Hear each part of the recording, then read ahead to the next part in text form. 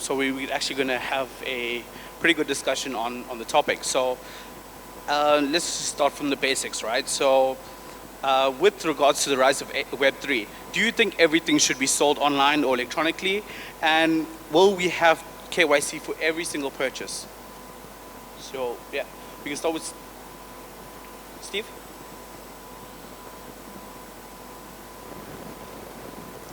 There's two ways to look at this, right? Either from a Web 2 perspective or Web 3 perspective. Do we want to KYC everything when we purchase something? I think yes, in case there's a scam, in case somebody does not carry out the SLA. So that's the one way to track, right? People have to be held accountable.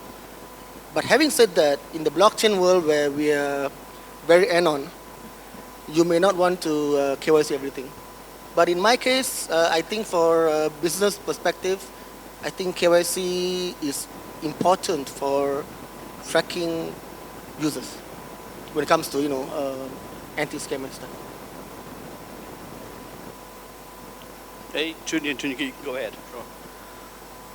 I think the topic of KYC is related to laws and regulations, and the topic of what should be in the tech is quite a separate area entirely. So I think for us in a particular technological sector, our job is to build whatever the tech framework allows us to build, and the laws will come in. Like KYC is a legal requirement. KYC is not a technical, is not brought forward by anyone making a product, right? But obviously, if you're operating in a place where the prevailing laws say that you need KYC, then you got to go do KYC. It's quite a different thing. So I don't really see it as would it, should it, because it's two separate things. I think that when we make products, we just go for the best user experience and try to be compliant with whatever laws are active, and including KYC where you are currently operating, right? So I don't think it's something we worry about. We worry about the product and the laws. We just comply with them, whatever the laws might be. Great touch. Go ahead. I'll add a bit of flavor to what Julian mentioned, right? Because being a financing startup, we have no choice but to do KYC anyways, right? Because we have to KYC our borrowers, we also have to KYC our lenders as well. Unfortunately, we don't really have the luxury of having shoe or wood. Yeah. That said, as a company ourselves, if we operate this, we would definitely would want a certain level of KYC as well, as assurance, right?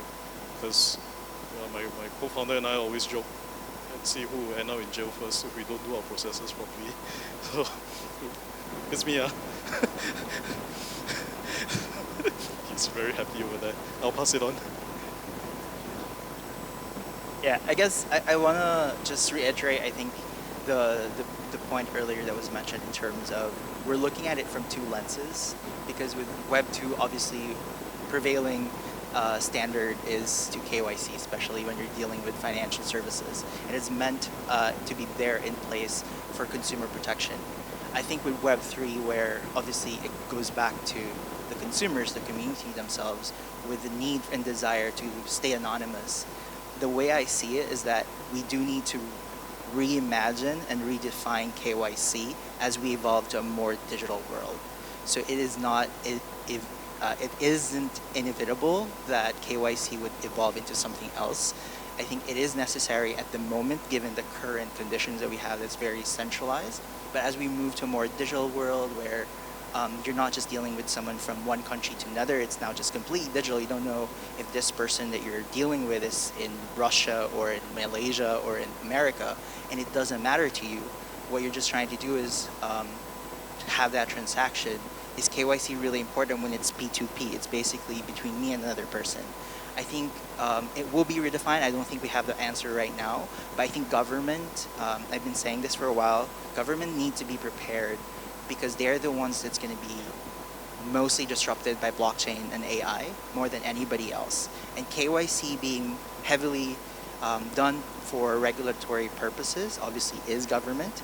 I think we're shifting towards a more self-regulatory framework versus like government regulation. So KYC, I think, is something that will change and evolve regardless whether we agree on it or not, just because we as consumers prefer a new methodology in the future. I hate doing KYC every time I download another app. And I'm like, can we just do this once and get over with it? But I think over time it won't even be necessary, because you can already know who I am and you'll trust me based on my decentralized identity. Thank you, Chris.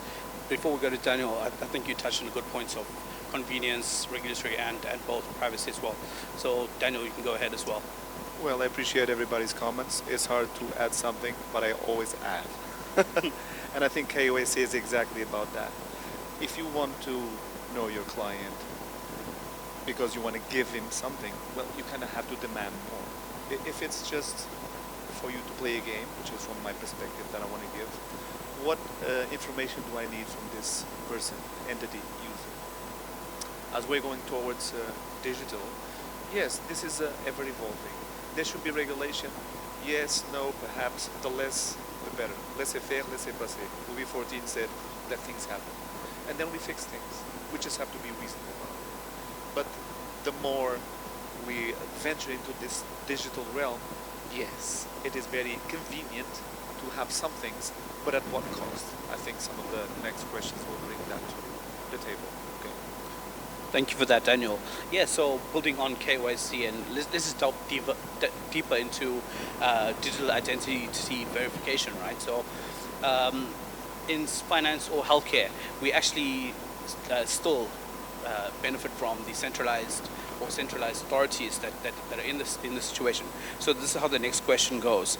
How do you envision decentralized identity verification systems transforming industries like healthcare and finance on centralized authentication methods within these two industries? Yeah, so anyone can touch it first. Yep. The idea, in theory, I like the idea, right? I mean, the idea is that you'll be known as who you are all around the world. And I will probably look at WorldCoin as one of the leading projects in DID. I like it in theory, but when news came out about how people were trying to get around with the iris scanning device, right? Just because there are certain incentives involved. For example, if you scan your eyeball, you get X amount of dollars. I can't recall how much. That itself creates a misalignment of incentives, right? So you end up people getting their relatives scanning the eyeballs just so you can get extra money. And I foresee this kind of problems happening in DID in the future. Unfortunately, I don't think there's any way we can solve this. Okay, I like imagination. Maybe other people can fix it. Before we even go about the impact of DID in things like healthcare or finance or whatever, we have to solve the problem inherent in DID itself. Why does DID matter, right? And I'll let someone else take this question.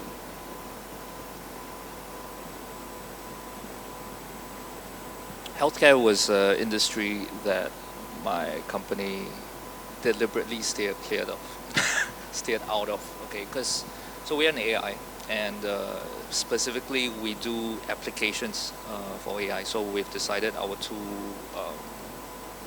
focus areas would be education and entertainment. Healthcare we had a lot of demand for AI applications in healthcare, but the regulations around patient data just proved too sticky and not something that I think a startup should spend time or money trying to solve or wait it out. However, the use case that we thought of, that was requested actually, and we actually built POCs for, was actually quite trying to make sure that in decentralized AI, the patient data is anonymous, right? So the application in question would be essentially a very basic diagnosis tool, right? So you'll be trained, it will be a model that is either lightly trained or linked to a medical textbook, right? Essentially what a nursing manual would be. So you can put in symptoms and basically it will come up with a primary diagnosis and also a primary treatment. But the primary treatment, you can't have it the same for everyone. It has to be tied to patient data, because the diagnosis you can come up with from medical manuals and all that. So the patient data, that clearly has to be not part of the same system. That has to be part of, has to remain controlled by the patient, owned by the patient. right? So the idea of this company, what they wanted to do was every patient has some form of device, some form of physical form factor in which you have the vectorized patient data, okay, his allergies, his past medical history, so that it becomes part of when the model is coming up with, through its process of inference, the diagnosis and the treatment and the proposed treatment. It takes into account both, right? Both the symptoms, okay, processed through the lens of a medical manual, and the personal patient history. But the good thing about using actually AI to do this is if you don't use the patient data to train the models, the model actually doesn't remember anything. You have to train it before it becomes part of its long-term memory. And if you are merely using it to answer a question, it actually doesn't retain anything. So that's would be possible, but as I mentioned at the start of the answer, it's one thing for us to know that it's not possible, just like I think what Chris said just now about trying to push regulators wrong. It's another thing to convince regulators that, yeah, they really don't know, right? So that's where I think the DID in AI has, especially in medical, has some problems to solve. Would anyone else like to add anything? So let me give you another perspective, right? So in case you all do not know, Malaysia created the first digital ID. e-ID, right? Your touch my card and also e-passport. So we were the creators and we held the patent for some time. Why we did that? So that we can track and trace certain things in case anything happens, right? Now in terms of KYC, there's a reason why we need KYC in general, right? For if anything happens, there's a repercussion, right? It's not simply for identifying what you're buying and what you're selling, rather than, trying to make sure people are accountable for what they're doing. So having said that, I think moving forward, the decentralized ID will be a thing, right? But even Malaysian government, for the matter, the local banks have not adopted eKYC in terms of you owning your identity for approval online using an app. This is even not even blockchain, right? A simple centralized system. I think at the end of this, it's all about adoption, and the blockchain or crypto community is not enough to force the adoption, but it will come there. Thank you very much, Steve. Does anyone else have any additions to that?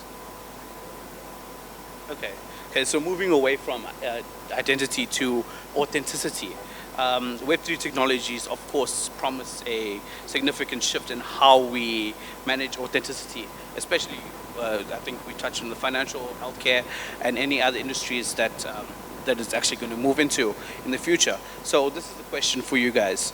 How do we see Web3 technologies reshaping the concept of authenticity in financial transactions and data management? What unique challenges and opportunities does it present for businesses and yourselves? You can start, Daniel.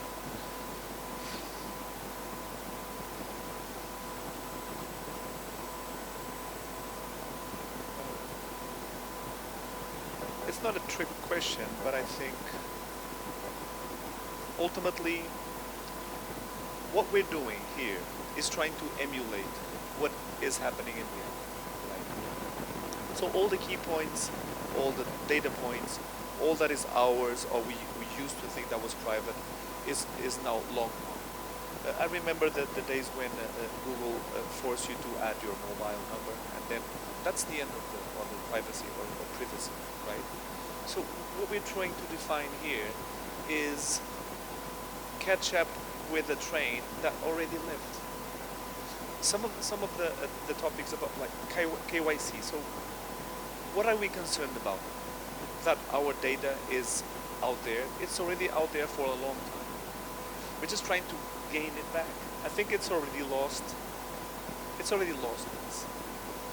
But if we have the illusion and the innocence of making this Web3 or Web4 or whatever we want to call it in the future, because there's going to be other layers, we should try break down as much as we can, but perhaps not all of it.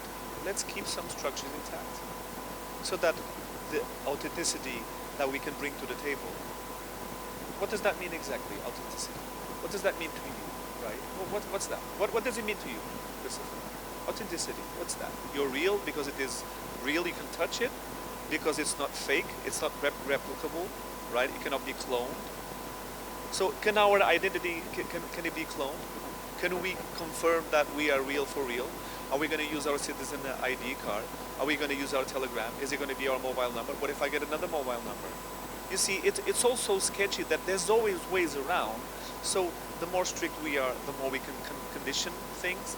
But by doing so, in a new industry, in any new industry, we're kind of making sure that this will not go far away. And everybody here, because we're in this conference, is interested in this being upholding the utopia of freedom, of you getting back what is yours. You said something very interesting about the hospital data set. There was a software called critical privacy, where there's a public key, there's public information about us, but there's a private key. Something like that, I think, could be a solution for Web3. There's a bit that's always with you, and this bit is the missing bit of the key. Without that, you don't have to go through the processes of filling mindless forms, because come on, they already know this from us. Let's give them permission, because they're taking it even without our permission. What do you think? I like how you just like naturally pass it on to me. No, I totally agree. I'm just really fascinated with this conversation, because I do see your principle with the first time you spoke, and you were talking about, and you eloquently quoted someone. B14, laissez faire, laissez passer. Exactly. So it's very, very. I'm kind of in the middle part in terms of because I agree. Like, our data is already out there, being sold multiple times, Facebook, etc., and not just like companies and like banks or like social media owns it. Even people who stole it from these companies already has it. So even if the private companies actually takes it back or takes it down because we requested so, but someone else stole it already. So it might be too late in some cases. But that's in my opinion, the reason why this is a very important discussion is because it might be too late for this generation, but not necessarily for the next generation. And what we need to prepare is that current generation, we are what you can call digital immigrants. We're not natives. The digital alpha, I think, would be someone you can really consider digital natives, meaning almost everything that they're interacting with are fully digital. So what we're building today is going to be more important for them than for us, because you're right, we're kind of late in this end, but and it's very impossible, right? Like digital IDs, for example, is quite new. In the Philippines, we just implemented that, but recently I heard, and I could be corrected, I think Japan and Taiwan hasn't implemented digital IDs yet, because there's a lot of concern around privacy. And it's not just about sharing it to someone, it's all about once we give it, it's hard to take it back. And these concepts of public-private keys might be a solution. Honestly, I don't think anyone has the solution yet, but I think everyone's like working together to find it, and I'm very open to explore what's out there and what's possible. I think AI is also quite interesting because it could be a solution and a problem at the same time, because a lot of our identities now are online. And to your point, like we haven't figured out how to clone. Well, we technically have cloned a sheep, but I think the digital identity that we currently have is much easier to clone, from the image, and then you just put it on AI and it knows everything. It talks like you. It can do it can do a conference on your behalf through a Zoom call, and you don't know it's not me because I just gave it to an AI, and the AI did everything from the video, the talking, everything. But I think AI is also, and blockchain together could be the solution to that. So that's why for me it's very exciting. The whole point that I want to take here is that the way I see this lens is that we're not going to go back to a world where it's less digital. It is just going to be more digital. So what we're doing right now is just preparing for that to happen. And the pandemic really accelerated it. And the pandemic not only accelerated digitalization, you have to also understand that it allowed us to understand that we can forgo establishments, rules, and laws when when things like pandemic happen. So I think that's why we're able to reinvent things. If we experience digitalization that we're experiencing today, but we didn't have the pandemic that allowed us to think that, oh, we can stop certain laws because there is an emergency, I think we would also limit the innovation. And I think that's what's being discussed now in terms of how regulation could really prohibit innovation when I get it, because it's for protection, but at the same time it's very limiting. So that's why I'm always, I would say I'm on the middle. I'm not so much into like too much freedom and just let it be. I think there should be a way that we need to shape this, not for ourselves, but maybe for the future generation. Thank you, Chris. Jackie, do you have anything more on trust and transparency or anything like that with regards to authenticity? Well, it's tough to follow up on such eloquent panelists. I'm actually very awkward.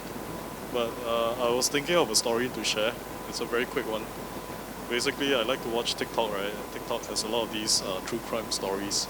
So one of the true crime stories I came across was how this homeless guy had his identity stolen by another guy. That guy used his identity, pasted his picture over it, renewed the identity, and the government thought it was him. For the next 8 years or so, he went on borrowing money, getting bad credit racked up. And when the homeless guy decided to turn his life around and try to renew things, he was denied by the system. And he realized he couldn't get himself recognized as who he was, which was a horror, right? I don't think most people would go through this, but imagine you yourself being denied who you are by the government, right? So to me, I think when the original question about authenticity came about, right, we thought it was one thing about taking our identity back, but it's also making sure that no one else takes it away from you as well.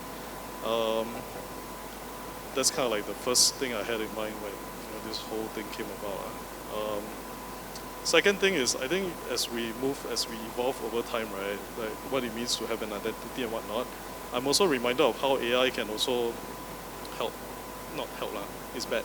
So sometimes you receive a call, right, and there's actually silence on the other side. The conspiracy is that there's a recorder on the other end recording your voice, and then they'll use it to clone your voice, and then after that, call your bank officer and try to fool that bank officer into thinking that's you, and then get your money drained off your account. Unconfirmed, but I think that's what voice cloning can do. Definitely. I know call centers also started using, it sounds like authentic kind of people, but as you start talking to them, you realize, oh no, it's actually not. It's not a human on there. It's actually digital identity that's on there, or digital kind of human, or virtual human. I would love your perspective, Julian, on this. So I just want to comment on the last one. We've trained a lot of voice models before. It takes around 7 minutes of footage. So basically just talk, but stop at 6:50. You need like 7 minutes to brew. Beyond that, it just sounds... and also it helps with... we are in Malaysia. I mean, I'm Singaporean, right? Our accent is very fucking hard to clone. Oh, sorry. It's very, very hard to clone. Yeah. It's very, very hard to clone. Yeah. Because you describe the prompts, it just comes out wrong. But, yeah.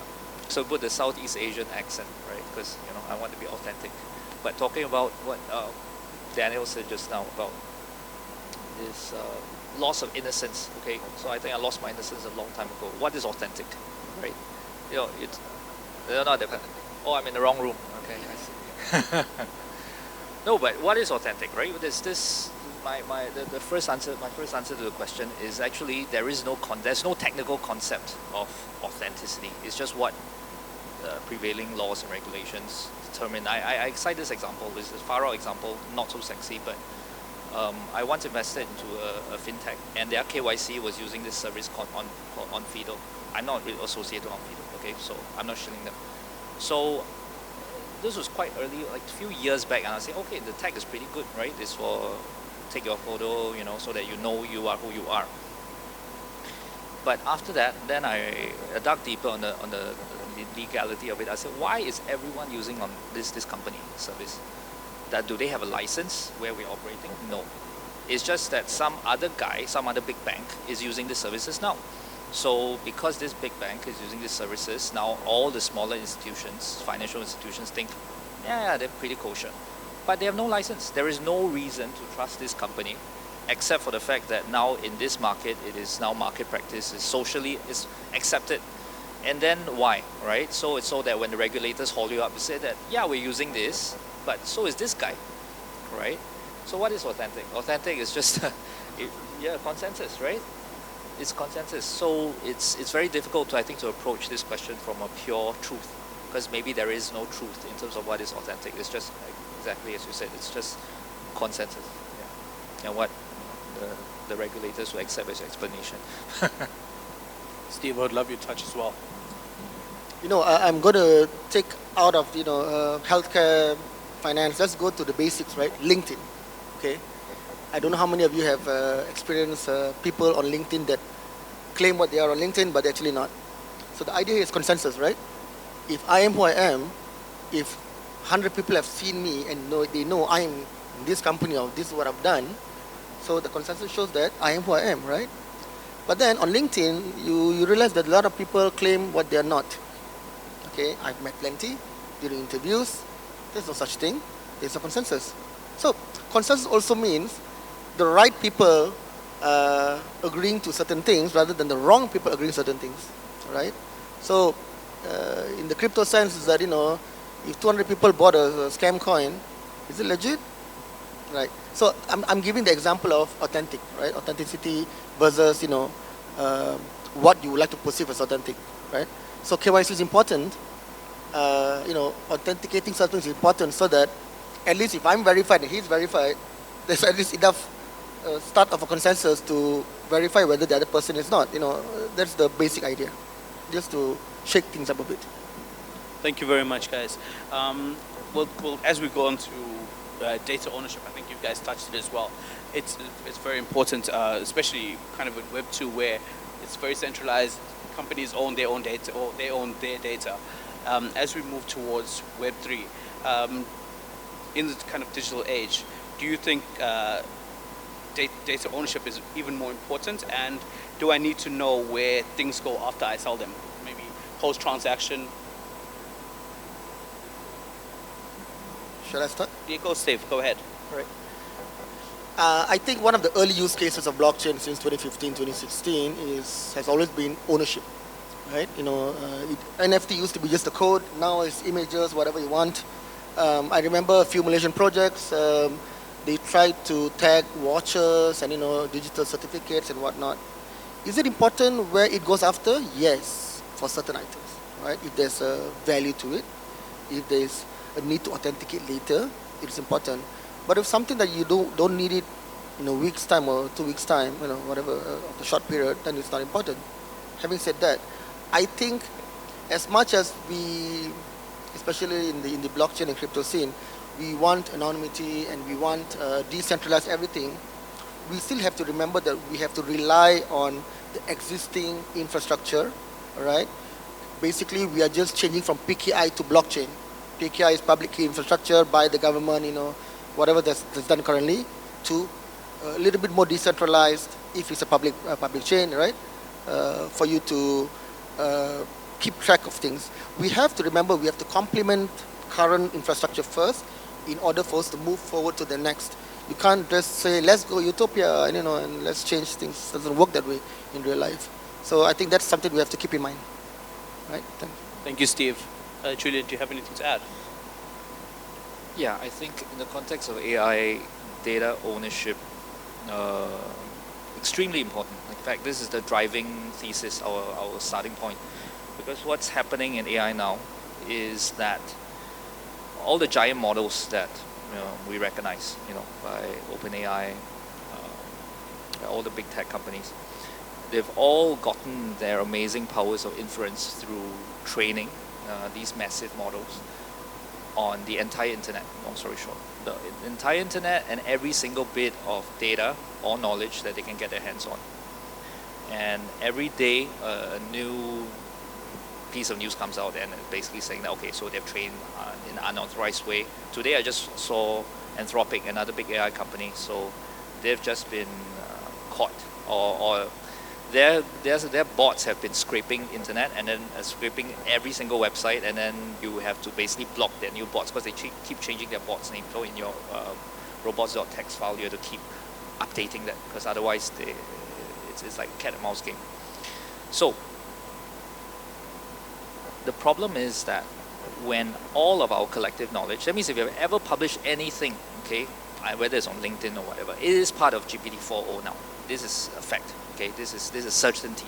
This is certainty that they've already scraped it. It's already part. It's in there somewhere, right? Similarly, there was a scary example of theft in which some guy managed to get ChatGPT to regurgitate the social security number of a name of a person. So obviously it wasn't. They didn't train it for this purpose, but it's in there. This tells you it's in there somewhere. And all that to build a super AI. Okay, for whatever purposes that only Sam Altman knows. But what is happening in the short term is it's being repackaged and sold back to us for $20 a month. Okay, so that's the short term.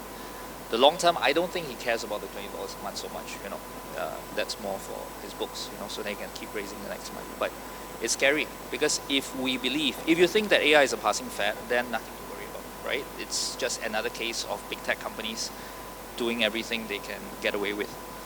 But if you think that AI is going to kind of be integrated into almost every layer of the tech stack, into every area of our lives, then this is very, very concerning because the power that they have, okay, comes from our knowledge. And we are essentially being exploited. Long story short, we are being exploited. Everything that we had thought we owned, our ideas, our knowledge, or at least we can take credit for, is now being used to grow something that will eventually run every aspect of our lives and maybe our children's lives too. So that's a scary thought. So ownership is important. The relevance with Web3 is that Web3 is the only framework that actually has ownership at its front and center, at its core, right? I think I was just having a conversation just now in which the question was asked of me, why decentralized AI? Well, it's not for speed, I can tell you that, okay? Nothing in Web3 is faster, okay?